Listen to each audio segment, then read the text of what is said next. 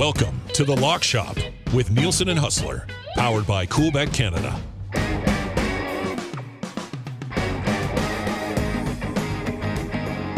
It's Friday nights. Welcome to another episode of The Lock Shop. Nielsen and Hustler with you. The Lock Shop brought to you by our friends at Coolbet Canada. Visit them at coolbet.com. Use the bonus code LOCKSHOP when you sign up for an account. You'll get our bonus. Stay cool. Bet responsibly. Huss, how are you on this Friday, buddy? You know what? I'm ready for the weekend. Had a couple great first 2 weeks of the Winnipeg Sports Talk channel, the Winnipeg Sports Talk Daily. We had you grace us with your presence today, talking some Jets Oilers, Dave Poulin. So yeah, no, it's been awesome. The weather here in Winnipeg is nuts. It feels like June as opposed to March. The snow's all gone and we're ready for spring here. And it's nice because we've all been locked in our houses for 6 months. So it'd be good to get outside. But yeah, and to be honest with you, I'm still sort of walking around with a bit of a Ric Flair strut 24/7 because of these picks on the Lock Shop. I mean, we came out of the best weekend ever and did not miss a beat on Thursday, nailing both underdogs. We had some great picks. I'm ready to get after tonight, Dusty. And of course, going into certainly what many of our regular listeners will be looking forward to. That's Hockey Night in Canada, a rematch between the Jets and Oilers after Edmonton got one up 2-1 last night in a sort of a strange game considering what we're used to from these two teams. Yeah, definitely. We'll hit on that right off the top. Then we'll get into our puck picks, the dog pound, the partner parlay. We're going to take a look at the odds for the next poor bastard. Has to be the head coach of the Buffalo Sabres. Chris Abbott's going to pop by. The Wide World of Wagering, a new segment. We'll get to that a little bit later on too, Huss, which I'm really excited for. Yeah, I spent some time, now we're getting into March Madness, and I realize we all bet on it and we all do picks, and I never know much about it going into the tournament. This year was about zero.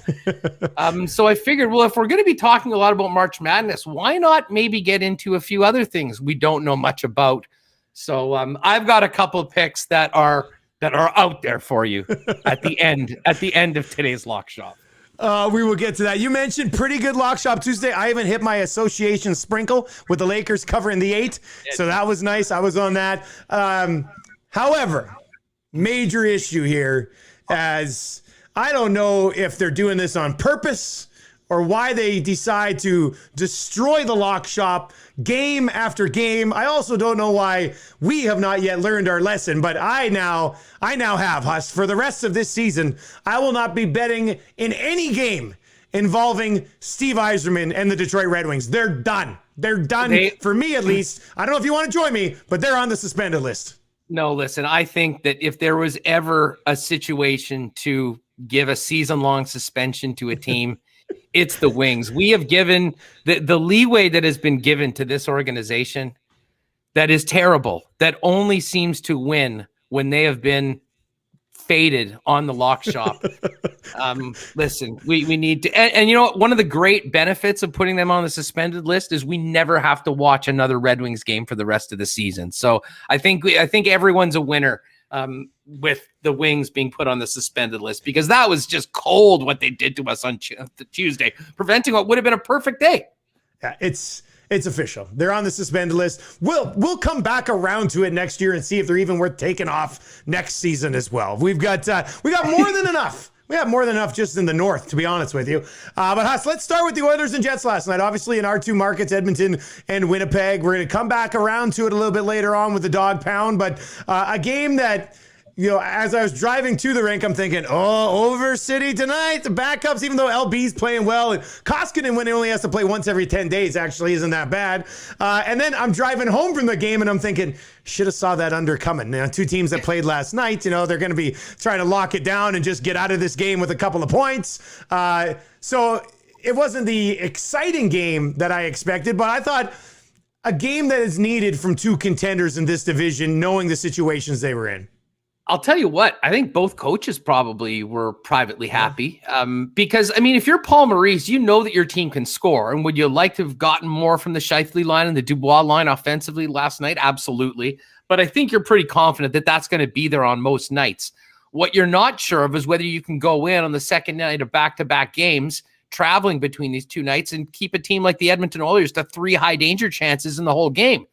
Now, there's a caveat. Some of those high danger chances happen to be at the hands of number 97, Conor McDavid, and more than any other player in the National Hockey League, he'll make you pay, and he did that to the Winnipeg Jets last night.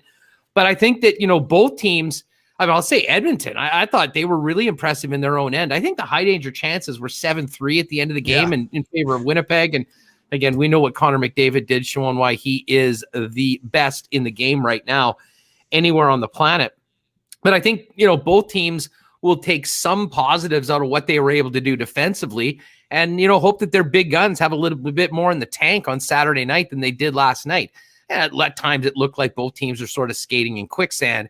And the funny thing is that Conor McDavid, I thought McDavid really did have a lot of jump last night, and he always stands out amongst everybody else, but he did even more so last night.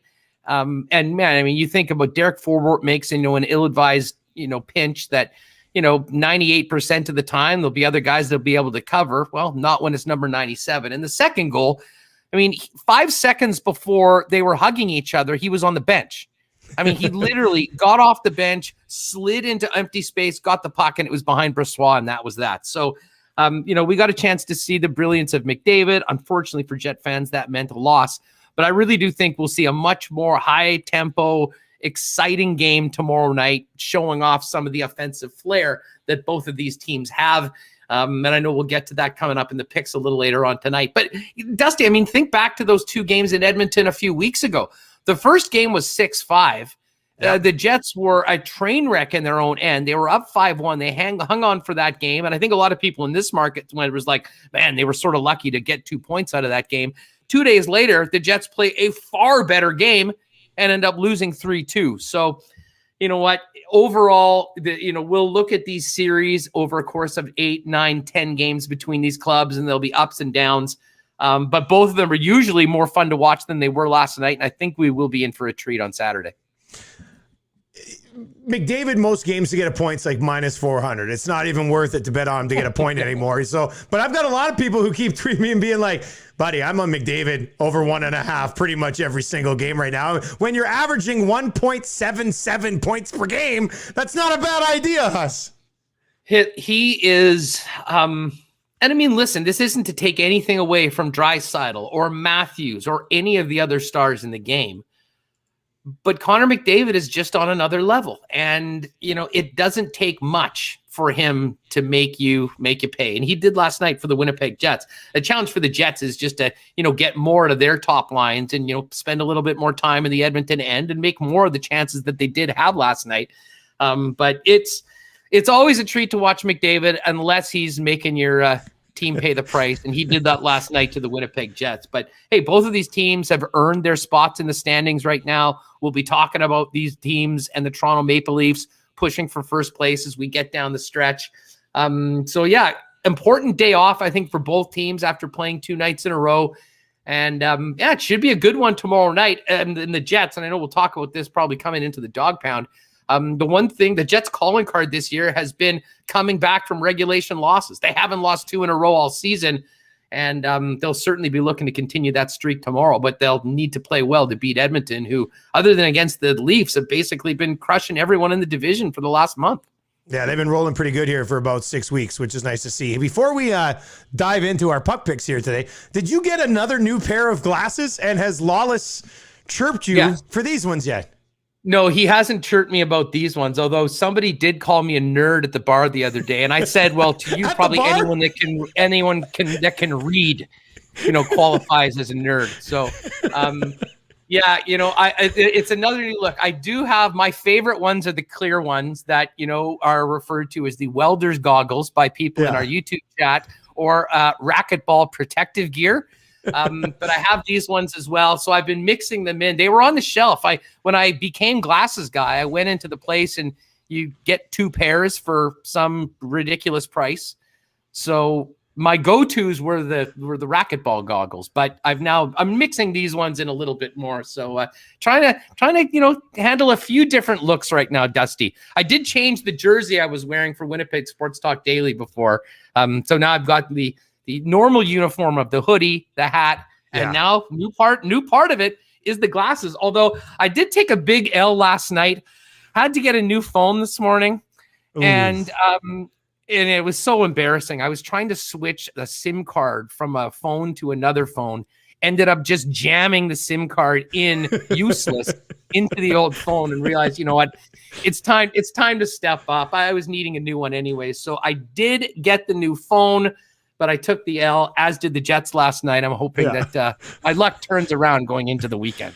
You probably can't see on my screen, but my glasses are extremely crooked right now because my kids jumped on them last week and the arms completely cracked. And I haven't had time in like a week to go get new glasses because I'm too bloody busy with kids and streaming and the show. So I've literally been I do a morning hit on TV right before I go on all week. I go boop and try to like put them up so they're not crooked anymore. It's awful. All right, but that's just the life of a couple of nerds. Right? That's just the life we live right now. Doing what we got to do. Hashtag exactly. All right, we're on some bounce back spots here on Saturday for our puck picks. Huss, I was actually on the Panthers on my show a couple of days ago, and it bit me. So I like the fact that you're getting on them here. Well, you know what? I've sort of stayed away from the Panthers all season long for the most part. About that, yeah. Burned. I mean, I've been sort of waiting for the bottom to fall out in this team, and it really hasn't happened. The other part of it is the Nashville Predators just aren't very good. They are preparing to sell off a number of assets, most likely going into the trade deadline, and probably won't be a playoff team. So for the Preds to go into Miami and win that game a couple nights ago, I think was a surprise to many, especially if you'd seen the way things were trending. And that's why at home, I think that we'll see a much better Panthers team on Saturday night. And, you know, for the puck pick, where we're not necessarily looking for the value, but just trying to make sure we get a winner, I don't see the Preds going into Miami, going into South Florida and beating Florida 2 times in a row. I think, you know, especially with where the Panthers have put themselves in the standings, I mean, they're in that higher echelon of the top teams. I mean, I think comfortably in the playoffs, but now thinking about a little bit more, you don't get to that losing to bottom feeder teams at home in consecutive games. So I feel pretty good about the Panthers getting back into the win column tomorrow against Nashville. Yeah, and I'm going to go with the Carolina Hurricanes. They're at minus 192 right now. They played on Thursday night. They had a 2-1 lead in the second against the Columbus Blue Jackets. Blue Jackets tied it at 2 and then ended up winning it in overtime. And, of course, that's coming off after the loss to Detroit for the lock shop on Tuesday. So this is kind of the ultimate sort of Hurricanes test here as well. You couldn't get it done for us against Yzerman and the Red Wings on Tuesday. I actually, on my way to the game last night, I had a little bit of, I was just like, let's see what I'm going to do here. I was on Nugent Hopkins for a point, and then I live bet Carolina when they were up 2-1. And sure enough, it came back to bite me in the ass last night. So they'd won 8 in a row prior to that loss to Detroit. You lose to the Red Wings. I know they're missing a couple of guys right now, which obviously could be a little bit of a concern. But with the season that Carolina has had so far and the way that Carolina has been trending for a couple of seasons now, I don't see them being in a spot here where they lose to Detroit, blow one against Columbus, and then come back and lose to the Blue Jackets again. So I'll be on Carolina, who had won 8 in a row prior to that Detroit loss. I'll be on Carolina here, minus 192 against the Columbus Blue Jackets. Yeah, and I mean, Columbus, we kind of paid close attention to that team more so here in Winnipeg than others because, of course, of the Laine Dubois trade. And, you know, Jack Roslovic is pretty excited for Seth Jones to get that winner last night. And it's been sad seeing what's happened with Laine. I mean, they don't seem to be able to get him to the puck. I think there's been issues with the coaches from literally day one that he got there. So you wonder about Laine's future. I mean, Columbus still right now. The funny thing with this division is there's 3 great teams, Tampa Bay, Florida, and Carolina. And, you know, they're 44 points, 42 and 42, all in 29 games. A huge break then to really the surprise of the division, which is the Chicago Blackhawks. And the Blackhawks have 33 points. They're 2 up on Columbus. So even though things haven't gone well for Columbus lately, they're still right in the mix. You know, Dallas has tons of games to make up. If they can get on a bit of a win streak on those makeup games, they'll be in the mix for a playoff spot. I mean, Detroit is done. And to be honest, I think the Nashville Predators, as we talked about before, still 3 games under 500, not in a good spot right now. So, you know, Columbus and Chicago, it really looks like they'll be chasing each other for that final spot. We'll see whether Dallas can get back into the mix. But there's 3 clearly elite teams. And you And what's crazy about it is, like, two of those teams are going to play each other in the first round of the playoffs, which I think makes winning, you don't really think about first place meaning a whole lot. But if the difference is going up against Florida or Carolina or the Blackhawks or Columbus, I think we will see some urgency by all three of those teams to try to finish on top of the division. There is a lot on the line in that division, no doubt about it. So our puck picks for Saturday in the NHL: Panthers -200, Hurricanes -192. Now to the area where we really excel for some reason, the dog pound. Huss, 10-3. I am at 8-5 right now. For some reason, man, we just been on an absolute heater with our dog pound picks, and I want to keep it going here on Saturday. Well, me too. Yeah, that sometimes we can't, pick a -100 or -200 winner to save our lives, but stick a plus number in front of it, and they're coming in. 2-0 on Tuesday. We were 2-0 last weekend's show, so let's see what we can do now. Actually start with your pick, because I kind of want to talk about that game a little bit more before I get to mine, which is sort of a de facto. You're going with the Jets tomorrow night in Edmonton. Well, yeah, because like we said, I mean, I thought they came in, they were in a tough spot. The Oilers had to travel too, but the Jets had to come in. They were on the road in that game. Outside of having Conor McDavid do a couple of special things, you didn't allow anything for the Oilers in that game. That was the LeBron Passois game. Connor Hellebuck will be back in between the pipes for the Winnipeg Jets. A couple of things. One, the Jets, we talked about a number of times, the disrespect that they're always sitting there. How many times have we hit on a plus Jets bet so far this season? I mean, they're almost always an underdog still for some reason. That's value in the league. Value in the league. 100%. They and the Carolina Hurricanes. If you put $100 on those teams' money line every single game this season, the two teams that have won you the most money, Carolina and Winnipeg. And, the Winnipeg might have actually taken over Carolina with that plus 160, I think they got over the Leafs last Saturday night.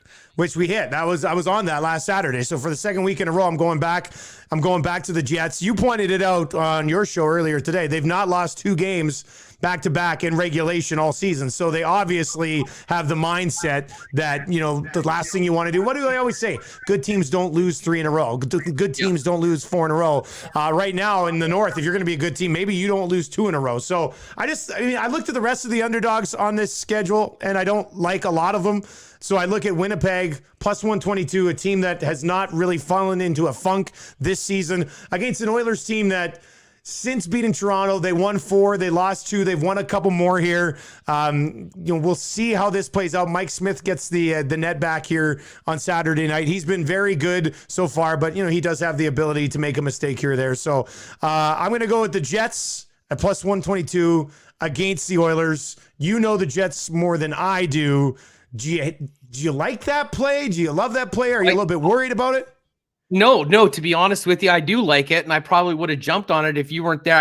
It's better with you to take it than me, because if it does go wrong, I will hear about it more than you will here in Winnipeg. You sort of laid it out. I mean, this team has been incredible coming back after losing in regulation this season. They haven't done it twice all year. They only have 1 overtime loss other than all wins after they've lost in regulation. That's a big part of the reason why they were here.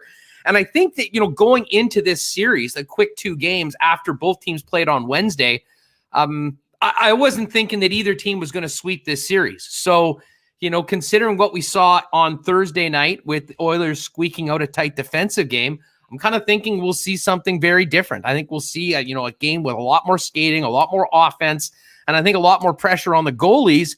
And one great thing for Jet fans going into this game, and it wasn't like they lost because of Laurent Brossoit last night. Far from it. I thought he was quite good.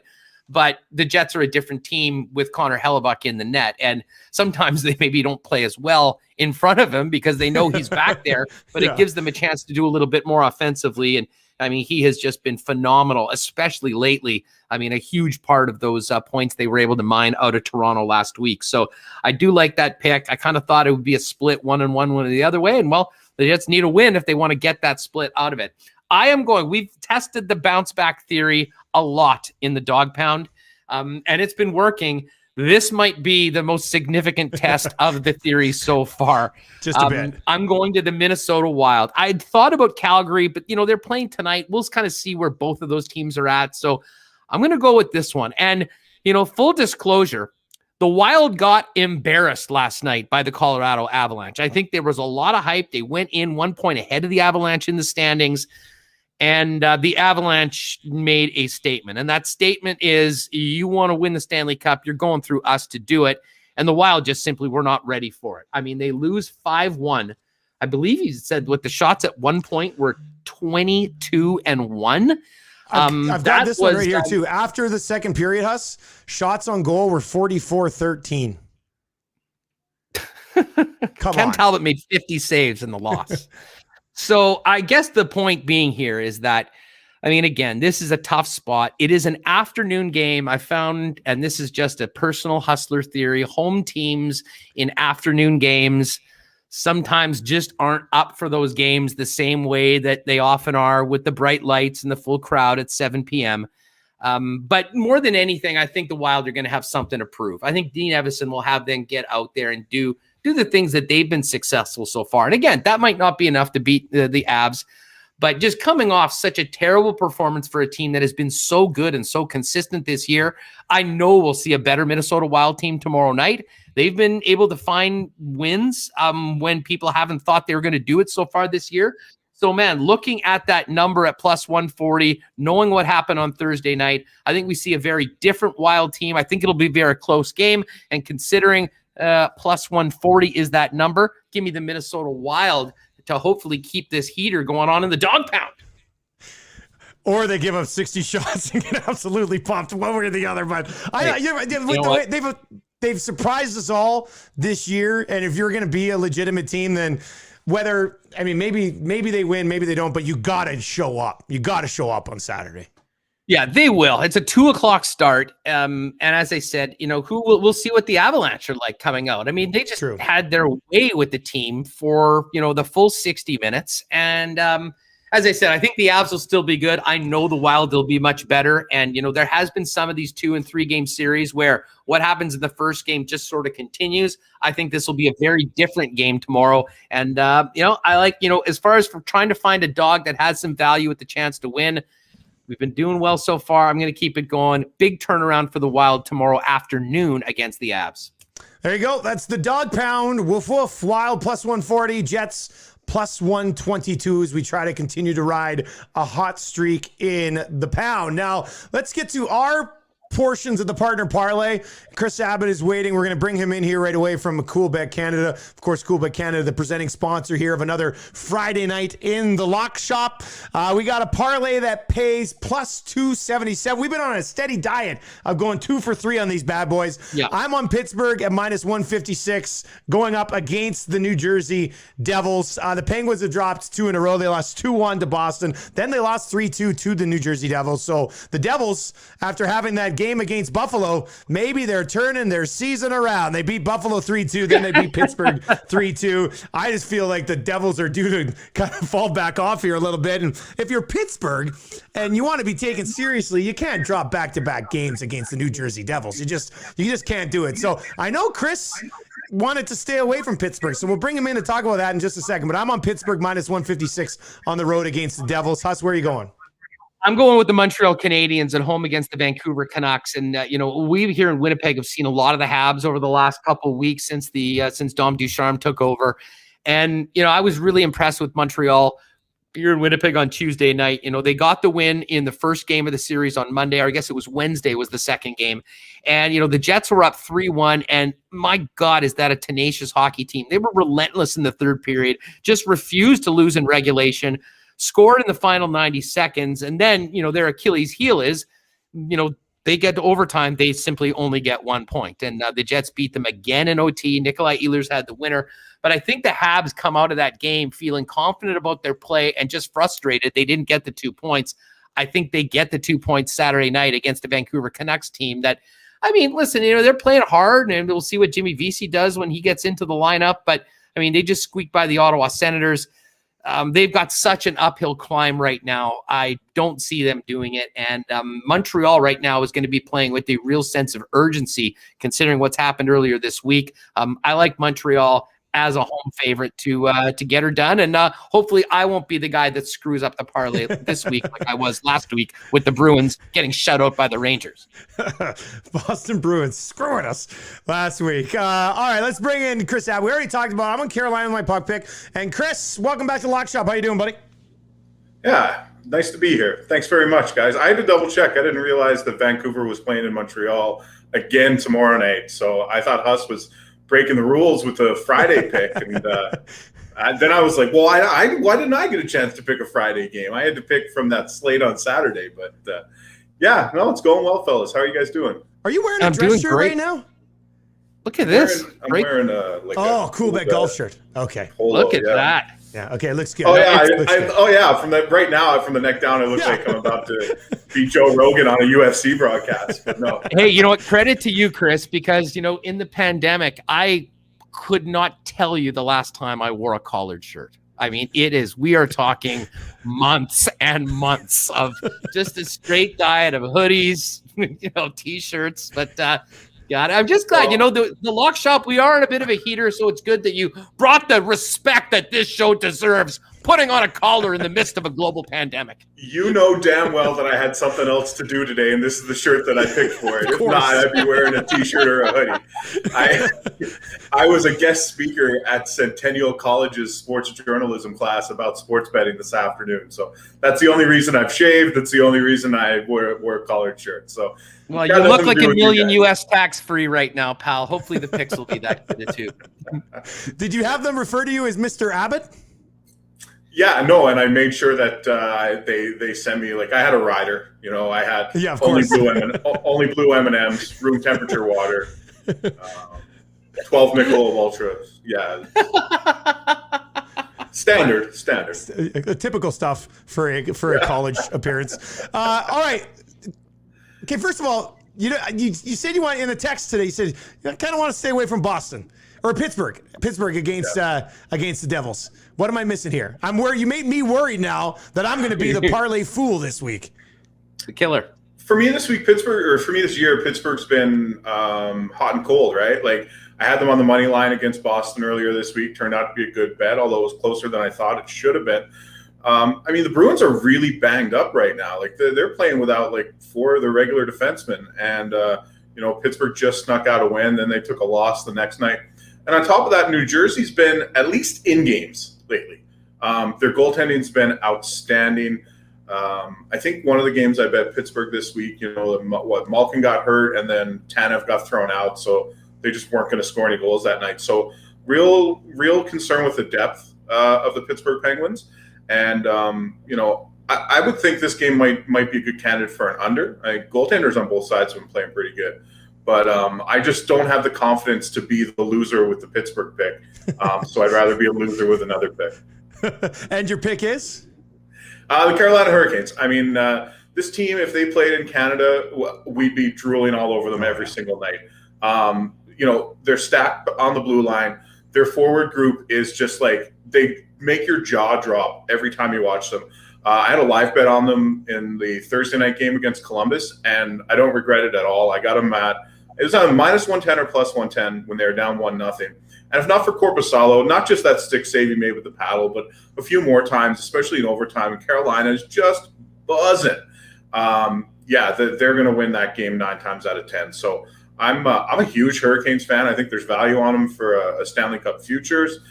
They've got some players there that you don't think about, but when you watch them play, you're like, geez, this guy is good. And I'm big on them, and hopefully they can get the goaltending they need. And listen, as much as I'm not a James Reimer fan, stemming from his time in this city, he's been okay for them. Nedeljkovic has been good, and then Peter Mrazek's been really, really good when he's healthy. So I thought they were expecting him back by now. I'm not sure what the latest on that is, but I think if he's back come playoff time, this is a team to worry about. Or maybe they trade for a goalie. I don't know. Well, and you know what's funny, Chris? We were just talking before about that division, and Tampa, first overall in the NHL with 44 points. The next 2 teams, tied with a couple others, 42 points. It's Florida and Carolina. You've got 3 teams bunched there at the top. The race for first place is going to be more significant there, I think, than in any other division, in that if you don't get first, where you'd play Chicago or maybe Columbus, you're going up against one of those other two teams in round number one. The way Florida's played this year has been maybe the biggest surprise to me when you think about some of the guys that left and, how Bobrovsky's played. But there they are, 19-6-4, just 2 games back of Tampa. I mean, Carolina has second best record in the league, and they're in third place in their division, or tied for second right now. So there's a lot of real talent in that. Couple of things that go into that, right? I don't think that division's good. I think it's very much split. It's very top heavy, and then you've got some bad teams. Dallas is not as good as we thought they'd be. Chicago's stuck around, but that's because Nashville and Columbus have had long losing streaks. I'm still not sold on this Florida Panthers team. I'm not sold even on Tampa Bay. I feel like when Tampa Bay finally meets somebody that can match their roster and their depth a little bit, unless Vasilevsky's great, they're in trouble. Like the game McElhinney played earlier this week when he was just average, they lost. They didn't have it. And any team that plays without your best player all year, when it comes down to it, you're in a bit of trouble. I think Carolina's in the best position to make some noise out of this division, and I'll stand by that. Hey, let me ask you this just on that division. I mean, we know who 3 of the 4 playoff teams are going to be. And I guess this probably, to answer this, probably need to look at the schedule and see which of the Detroit's and Nashville's one team has played, but it kind of looks like Chicago and Columbus are going to be fighting to the wire for that final spot unless Dallas can win a number of their games in hand that they've had. Do you have a feeling for Chicago or Columbus? Is the clock going to strike midnight for the Hawks, or is there just too much dysfunction in Columbus for them to actually get it done? You just took the word out of my mouth. I was going to say it's dysfunction in Columbus, and when the heat gets ratcheted up, what's going to happen? Even watching that game last night, I had to go back to the box score afterwards, and I think Laine played 17-50 or something, but he wasn't out there at key times, or maybe he did his disappearing act, and maybe that's why he wasn't out there. But I mean, yeah, something's got to change there. Columbus is, I'd like to see them in like a 3 out of 5 play-in against Chicago. I think that'd be good. But the Hawks have been fine as well. Goaltending is, but like I give Columbus the goaltending edge. I'd probably give Columbus the edge on the blue line. But there's some exciting forwards on that Chicago team. Any word out of Winnipeg, by the way? Your buddy Captain Johnny, is he coming back this year? Taves. I don't think so. And it's sort of concerning how guarded people have been about his condition. And again, I have no inside information on this whatsoever, but I mean, I did talk to somebody in Chicago, and we were talking with Frank Saravelli last week, and you can just tell when you ask about somebody with people in the know, and the way they come back and kind of answer the question is that I think there's obviously some real personal health issues that are going on right now. Nothing that's been disclosed, but from what I gather, I don't think that they're counting on, Taves to come back anytime soon, which is really sad when you consider the season that they've had without him. The guy they'd love to get back, though, that they are counting on at some point, hopefully being able to go, is Kirby Dock, who is such an exciting young player. Unfortunately got knocked out in the beginning of the World Junior Hockey Championship before the tournament actually even started, and it's cost him the majority of this season as well. Yeah, I think, and I know we've got to move on, but I think if I had to pick, I'd say Columbus over Chicago there. I think Columbus is probably better suited to grind out a few more games than the Blackhawks. The Kevin Lanigan disrespect is real from Chris Abbott today. It's real. I got distracted when you guys were talking about that, looking at the incoming bets tracker at Coolbet, because I wanted to get your thoughts on just how big March Madness is going to be for you. So I just clicked on incoming bet trackers for basketball, and the first, you can just copy a ticket. The first ticket I see, a guy bet $1.34, and the odds on it are plus 94,341. And I'm getting on this. His 1.34, his $1.34 turns into almost $1,300. So I'm going to sprinkle that tonight and just see what happens. Like, it's insane to see some of the parlays people put together there, Chris. I love it. It is good. And, I've had people I know personally have wrote me up and been like, hey man, I copied a ticket last night and I won $600 on some guy's parlay. I have no idea what I'm betting on. Like, it's a pretty cool feature, right? And like you said, so what is $1.34 out of your account if you lose? Nothing. But if you win, somebody's obviously put some sort of thought into this. You would think, anyway. And that'd be nice to wake up to. Well, speaking of putting thoughts into bets that we don't know much about, we're debuting a new feature at the end, including the Wide World of Wagering, Chris. And I went through some of the more obscure sports available on CoolBet, inspired by you and JD Bunkus, making me aware that disc golf is in fact listed on CoolBet. So I've got a big pick for the Hundley Open a little bit later on. We've got some Aussie rules football coming up as well. So, there really is so much more than just the hockey games to pick, but, we focus on that here in Canada, but the options are ridiculous. Oh, there's so much. I mean, just soccer alone, like if you want to look and see what soccer leagues are available, it's insanity. Like local third division in Turkey, or the Saudi women's league, if there's such a thing. I don't know, probably not in Saudi Arabia. Probably not. that was a bad example. But it's kind of wild. It's exciting. I love it. The wild world of what are you branding it? The wide world of wagering. Wild world. I love it. I think it's great. We've got a lot of I'm looking right now at trotting, which I think is horses. Is that what it would be like? Is it like trotting horse? Anyway, I'm just looking at the odds right now, and Jack Vader is a -175 favorite over Hot Shot Luca. I'm on Jack Vader. It's time. It's Vader time. Yeah, that's race 6 from Finland. Big in Finland. Hey, just speaking of the Wide World of Wagering, we had so much fun making bets on curling and working with you and Pat and doing those shows the last couple of weeks in Canada. The mixed curling is on. I love this. I think I enjoy it more than even the regular 10-end team games. But I know that there was no real data or anything on this beforehand. But do we think that at some point during this tournament, there'll be some odds and we can get in on the mixed? Yeah, definitely. So I think it's Thursday of next week when they cut it down to like 12 or 16 or something like that. And after that, we'll have odds on each sheet. It was too hard. There was too many unknowns. So our guys really just kind of, and the time and effort, honestly, it would have took to get that. Just even if it existed, it was a little bit too much. So we'll wait for it to get cut down. And hey, I noticed yesterday I flipped on the TV and there's the CoolBet logo going up and down the sheet with Ryan Fry and Emma Miskew. So hey, it's great branding too. So yeah, we will have some odds on that next week. So I cannot wait. Next week's Lock Shop mixed curling picks. Get ready for it, people. I'll be studying all week long, getting ready for it. I saw an interesting meme this morning. It was Brad Gushu and Carrie Einerson, who are our team, and it was just basically like sweep. I thought you knew how to sweep. I don't know how to sweep. Somebody's got to do it. Hey, how crazy is the madness going to be for you guys? Fired up, full schedule today. Like compared to all of these other things that we talk about all the time, what's March Madness going to be like?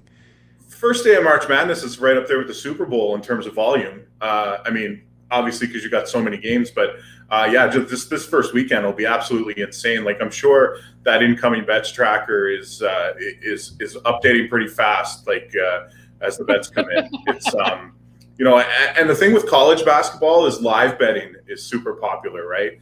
Last night I took Drake's money line at plus 425 when they were down early second half. And, if you can get a spot where these big favorites, now they weren't a huge favorite, but they were a favorite, fall behind, which is, that's basketball.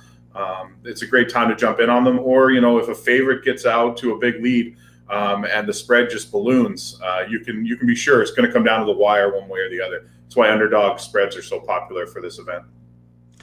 Excellent, buddy. Well, enjoy your weekend. Hopefully you're not the one who lets us down in the partner parlay this weekend, and we're celebrating a champion, a good ticket on Tuesday, which would be excellent. That's good, man.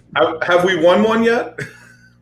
No, I don't think so. We should just start doing underdogs for the partner parlay because that's where we have our most success. Like, at a certain point, realize what we're good at, but no, this is the week. I think, Chris, we've exposed ourselves. We've all taken turns screwing it up for the other guys. This is the week we get it done. I'm feeling it.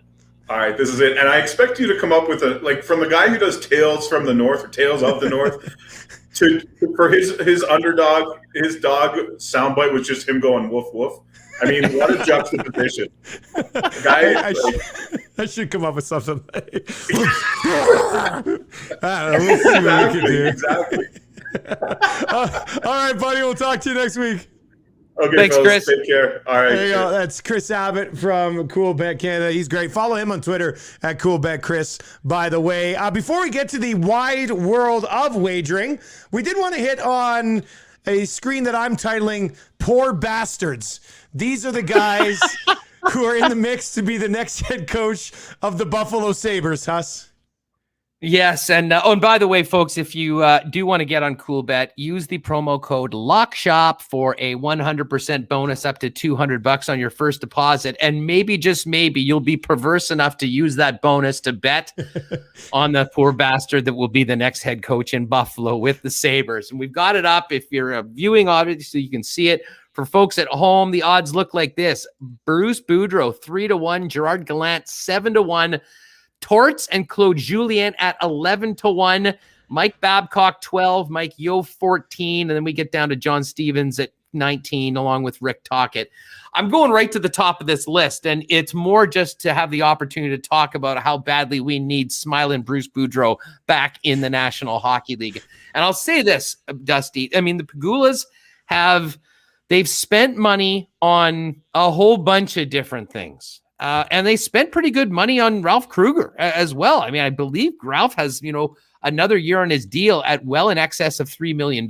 So, I mean, the level of desperation in Buffalo has to be at an all-time high. They're in year 12 of a 5-year plan to get back to respectability. And they might be worse than the year that they were trying to lose every game. So, Boudreau has such a great track record of squeezing the most out of teams, at least in the regular season. I mean, the fact that he's had some playoff disappointments, anyone in Buffalo would take a playoff disappointment in a heartbeat because they haven't been to the playoffs in a damn decade. So I would love to see this happen. I think it's obviously that's the reason why he's the clear favorite right now at 3-1. So I don't know if there's a ton of value on that bet. But I'll tell you what, Bruce Boudreau coming back in, and what a great story that would be. I got a lot of love for Buffalo, the fans of Buffalo, the passion they have for their teams. They deserve better. I'm a Chiefs fan, but I was loving to see what the Bills Mafia was doing this year as they became a legitimate contender in the AFC. The Sabres have so far to go before we even talk about contending for anything. But I think Bruce Boudreau could be a guy that could get the most out of the club and maybe actually start a new culture in that team, because it's been pretty rotten there for a long, long time. And it doesn't seem to matter who they get, how much they pay them. Once they spend a bit of time in Buffalo, they just fall into the black hole that is Sabres hockey. Bruce Boudreau would be my number one choice. The number of Filthy Bruce segments we could have with him in Buffalo being frustrated would be next level for my radio program. It would be need amazing. An extra hour of the show. Yeah. We need to go to 5 hours a day for We're that. starting at 5 a.m. and the first hour is just all Filthy Bruce, essentially the entire time. The one name on here that kind of intrigues me is Mike Babcock at plus 1,200, because they wanted him. The Pagulas wanted him. Remember, they went out in 2015 before he chose Toronto. They were talking. I was reading, there is a good series in Buffalo right now, which is what happens when your team is as brutal as they are, a bunch of what ifs in Buffalo Sabres history. And one of the ones was, what if the Buffalo Sabres actually landed Mike Babcock back in 2015? And at the time they were talking, the reported numbers were, these six years, $5 million per year, like $30 million commitment. I was reading on this article I read today that they were actually maybe talking 8 or 9 years. Like, they wanted Mike Babcock. They were thinking that he was going to be the guy that took this team to the next level. Didn't get him. We see where they are right now. I don't know if this story goes any differently with Mike Babcock anyway, but now you get into a spot where I would think Mike Babcock would be pretty open to getting back into the National Hockey League. He's obviously taken that position right now at the U of S, where he's going to groom somebody to eventually take over for him there. Are the Sabres in a position where they would be desperate enough to deal with any sort of, why are the Sabres hiring Mike Babcock backlash? And they say, you know why? We know he's a hard ass. We get all that. We know his history. We want to finally turn this program around. I wonder if they would be in that situation. That's the one name that kind of really sort of intrigues me here. just because of the storyline. Well, I'll tell you what, essentially. They'll get Babs for a lot cheaper than the Leafs did back when everyone wanted him. I mean, he's in U Sports. It'll be interesting to see whether he actually gets to the season and does it there. And he's going to be looking forward for an opportunity to sort of rebuild his reputation in the National Hockey League. And maybe it could be Buffalo. One other, and I'll give a shout to Pat Gregoire, who does the CoolBet social media. This was an interesting one. And there's a name at the bottom that won't resonate with many, but it's Nate Lehman at 49-1. And this was Pat's tweet. Nate Lehman at 49-1 seems like incredible value, in my opinion. He's done a tremendous job with Team USA at World Juniors and with the Providence Flyers. If it's not Buffalo, he will be behind an NHL bench very soon. And that is one of those players. Like, I have a hard time reading the Pigulas because we know the pressure on them to, get to respectability. But they also fired Botterill and just brought Kevin Adams in from another department and said, hey, be an NHL GM. So maybe they do go on the cheap. If that's the case, a guy like that in a position would be jumping at the opportunity to do it. So it's a long shot at 49-1, but an interesting comment. Thought I'd bring that up from our pal P. Greggy on Twitter. Yeah, I saw that name pop up in a couple other places too. And then, so when I first saw the odds come out from CoolBet, when Abbott sent it to us, I kind of was scrolling down. I was like, where's this Nate Lehman guy? Like, where is he? I was like, plus 4,900. Interesting. All right. Well, let's see how that one plays out. So just a little sprinkle on Lehman just in case, because those are really good. Really good odds. 20 on that. Win you $1,000 if he gets announced as the new head coach. And it's the only way you'll be excited about the Buffalo Sabres hiring a coach if you win $1,000. That's like how much of this conversation actually. And I know these guys, there's only so many jobs in the National Hockey League, and this is another crack at it to go and make that money and coach and continue on. Like if you're Bruce Boudreau and things in that situation. But how much of this is the Sabres selling these guys on the organization as opposed to these guys going down and saying, here's what I can bring to you? To me, it's almost the exact opposite in this situation. Well, you're not far off. I mean, let's face it. If there's somebody out there and he's getting offered 2 or 3 different jobs, Buffalo's probably not at the top of the list. I mean, I think they will have to work a little bit harder on that. But if I'm a coach, and despite how horrible this last number of years have been, I look at a roster that has Jack Eichel on it, that has Rasmus Dahlin, that does have some talent. And I think, if I'm a guy like Bruce Boudreau, I'm thinking, watch this. I don't need to win a Stanley Cup here. I need to get this team contending for the playoffs. I need to host a playoff game in Buffalo. And, I'll be a made man in and around here. So, but for sure, there is a sales pitch. I mean, nobody, I think, wants to go into a franchise that seemingly is so full of dysfunction and turns even winners into losers quicker than you can blink your eye at. All right, let's wrap up this episode of The Lock Shop with the Wide World of Wagering. Huss, teach us something about the Wide World of Wagering. Well, I had an epiphany 2 weeks ago after we finished the show. Our friend Chris Abbott, and I believe it was JD Bunkus of Sportsnet and TO were tweeting about a couple things, and I wasn't familiar with the athletes that they were tweeting about with the odds. So I looked it up and found out that it was in fact disc golf. Now, I'm not sure if you've played Frisbee golf, Dusty. Everyone, I've tried it. Seems like a lot of fun. We might be making a tournament here in Winnipeg for Winnipeg Sports Talk this summer. I think I'm going to get into this, but I did some research and I was stunned at the coverage, the organization of this tour. And I was even more stunned that you can actually bet on it on CoolBet. So for the last 2 weeks, I've been going through the history on the disc golf tour, checking out some of the recent events, and then looking at the odds. And this week on the disc golf tour, it is the Open at Belton. And I am seeing some big value in Nikki Lecastro at 11-1. Nikki is coming off a win in a loaded Waco field, including many of the individuals that are as low as plus 125 to win this tournament.